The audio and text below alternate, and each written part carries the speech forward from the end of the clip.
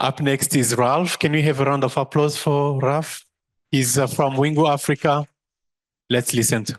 Good morning, everyone. Firstly, thank you very much to ISOC and everybody and all of the organizers for allowing and affording us the opportunity as Wingo to be here. It's really a great honor. Obviously, I've been given 20 minutes, but I was told by my Safaricom colleague that if I do it in 15 minutes, he's going to give me a standing ovation. So please, I need your support to get through this as quickly as we can. So I'll jump straight in. So my focus is going to be the role of carrier neutral facilities. I know I'm going to sound like a salesman, but happy to have a discussion afterwards on any of the functionalities of a data center.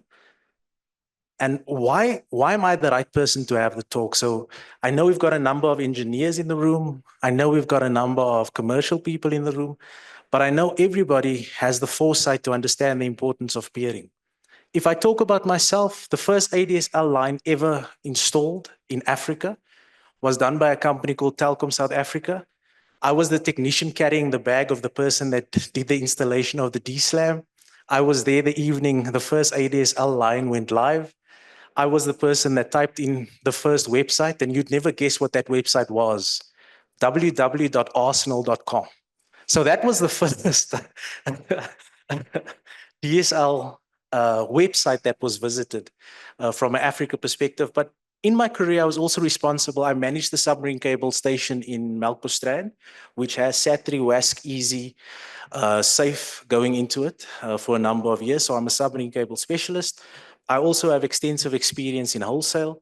I ran a large portion of the wholesale portfolio for Telkom South Africa. After that, I became a young exec at that stage in time. I was accountable for the split up of the organization from splitting the enterprise and the wholesale and the consumer businesses.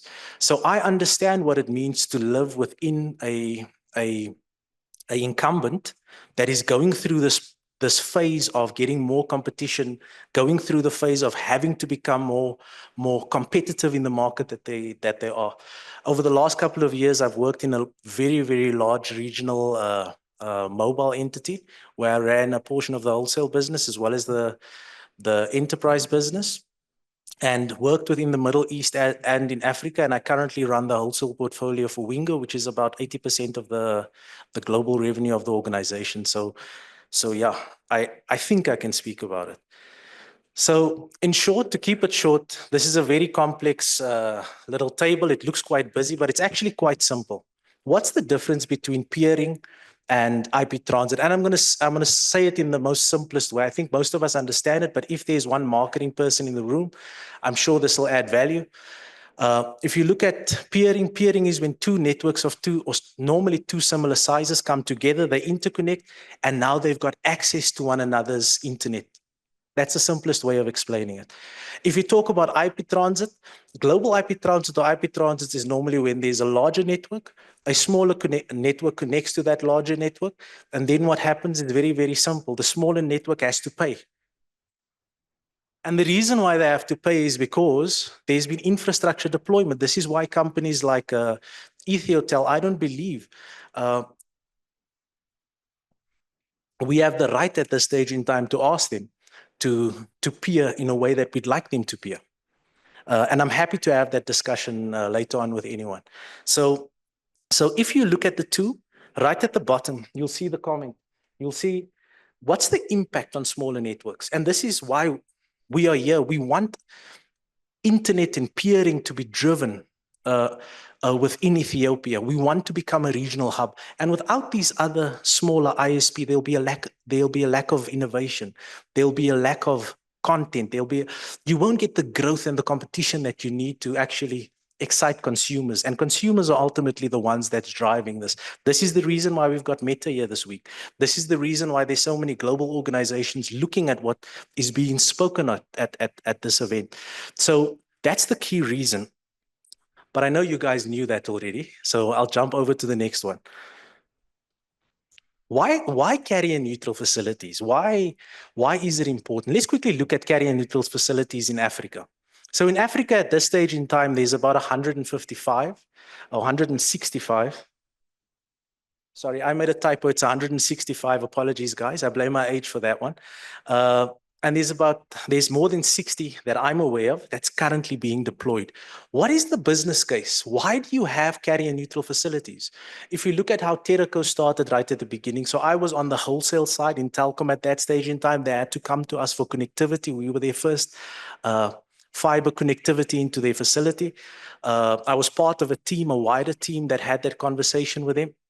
And what they did was actually allow different networks to more efficiently connect to one another. So one of the previous speakers spoke about the cost associated with being in a data center.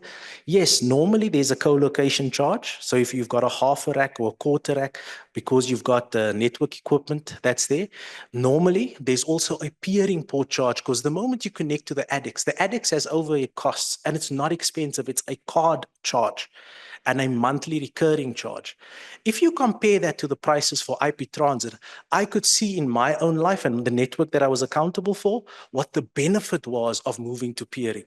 I remember there was a fiscal year where we went and we decreased our OPEX spend by over $200,000. Right. However, if you are in a country where there's only one network provider, and that network provider provides the link to the data center, that's when you have a problem. If we take a look at Wingo, specifically here in Addis Ababa, you'll find that all of the ISP, or all of the licensed entities are connected to our facility. We are the best connected at this stage in time. That means there's competition on the pricing for the connection, the connection towards the facility. So I'll just jump over to the next one. So there's a bunch of benefits. I put it on the slide so that you can have a look at it at the later stage. The one I want to focus on is that one. So you'll see there's number 8, supporting the ecosystem, coming back to what Dr. David was speaking about. If you look at content, take for example, we as Wingo is currently putting together a peering strategy for CDNs, so that global CDNs are able to see the benefit of coming to Africa. So that global CDNs can see the benefit of not just going to South Africa, but thinking about places like Kenya, thinking about Addis Ababa. And you'll see that what we've done as an organization, we've invested tremendously when it comes to the expansion of peering. So for example, in Djibouti, inside of Djibouti, we are accountable for the Djibouti Internet Exchange. We run the Djibouti Internet Exchange. Over the last 4 months, we've gone through a rebranding where we've gotten AMSIX, which is the Amsterdam Internet Exchange, to actually partner with us on this. What does this mean? What does it mean for Africa? If we look at what AMSIC has done in the west coast of Africa, they have brought two dozen new CDNs into Nigeria. They have increased the amount of local traffic inside of the organization. Even though there's more submarine cable capacity that's still landing in Nigeria, and the requirement will always be there, you'll find that the split for local traffic versus international traffic is more palatable now. So we're doing exactly the same thing, and Wingo is a key driver behind that. So I think I can just skip that. And then this is just a view of the amount of data centers. So the data center business is something that's really changing the way business is done in different countries. And I'm happy for anyone to come and have a chat with any of our team members to ask, what does it actually mean for the market? What has the impact been of data centers? Happy to share that with you. If I go over to the next one, this is just the benefits. And when I say benefits, what does it mean for entities that want to peer? Please have a read through it. I'm trying to get my 5 minutes saved so that I can get that Mexican wave. So I'll just do one more thing. And I can't do a presentation without being slightly uncomfortable. The biggest issue we have, especially in Ethiopia, is that large hyperscalers or CDNs, they go straight towards Ethiotel. They connect with them. They put their equipment with them. And I want to say this very carefully because I can say things a little bit too straight sometimes. As a result of them not seeing, we've got Meta here. Meta does see the requirement. There's many others that sees peering as not being important, yet they are currently local. If those entities continue in the way that they are continuing, not connecting to TICS, it will slow down peering in the country. And all of us here, if you want to see peering grow, let that be your message when you speak to these entities on social media and so forth. Why do they do it? Because there's also a business case reason why they do it. The monopoly telcos dominate connectivity. They have guaranteed traffic flow. They've got very, very good numbers when it comes to eyeballs. And there's also cost saving. The last two for me is the tough one, is the telco incentives. One of the things that opened up the market in South Africa was a very strong competition commission. Telkom South Africa received a huge fine in between 2029 and 2012, which forced them to do a wholesale resale split, which forced them to allow more ISPs to operate and be on their network. And to be quite honest, this is why, from a Wingo perspective, we were quite excited with government being so active in this event.